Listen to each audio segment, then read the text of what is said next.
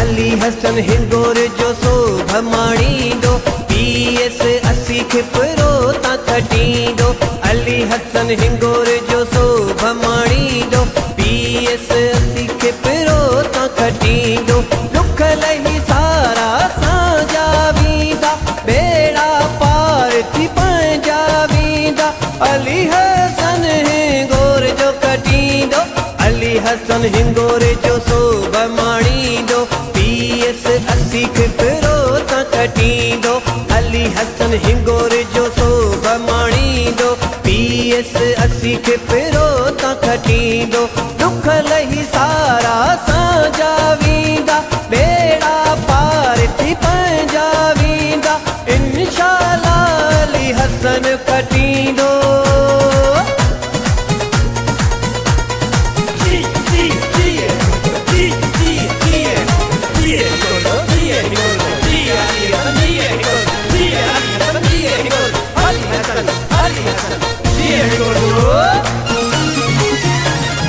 PS 80 गढ़ PP जो आहे अली हैदर बरगढ़ PP जो आहे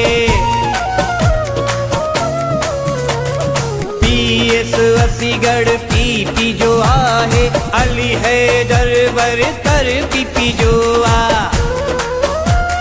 जग हली मुबारक ॾींदो हर को अची मुबारक ॾींदो इंशाअल्लाह वत असांजी थींदी अली हसन हिंगोर जो शोभा माणींदो PS खिपरो ता खटे ही वींदो अली हसन हिंगोर जो शोभा माणींदो PS 80 खिपरो ता खटींदो बेड़ा पार असांजा थी वींदा दुख लही सारा साजा वींदा इंशाअल्लाह वत असांजी आहे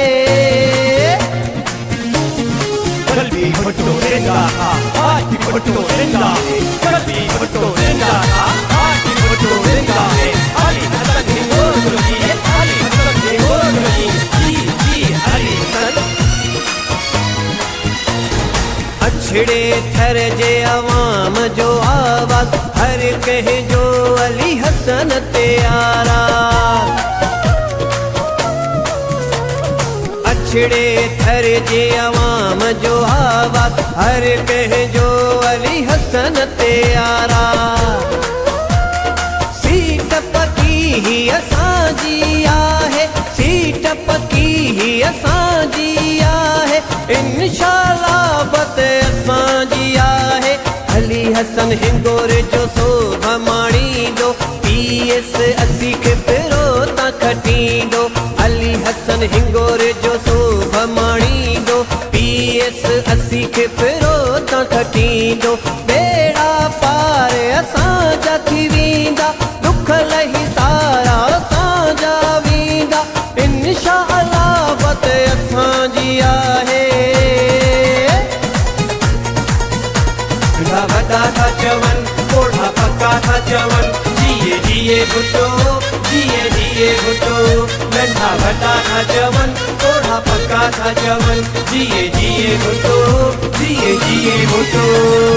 साहित्य सिंधी ही गीत लिखियो आ हिंगोर जे ही नारो हयो आ साहित्य सिंधी ही गीत लिखियो आ जिए भुट्टो नारो हयो आ परवा मूंखे तेजी ना है परवा मूंखे तेजी ना है इंशाअल्लाह वत असांजी आहे अली हसन हिंगोर जो शोभा माणींदो PS 80 खिपरो ता खटींदो अली हसन हिंगोर जो शोभा माणींदो PS 80 खिपरो ता खटींदो दुख लही सारा साजा वींदा बेड़ा पार असांजा थींदा इंशाअल्लाह वत असांजी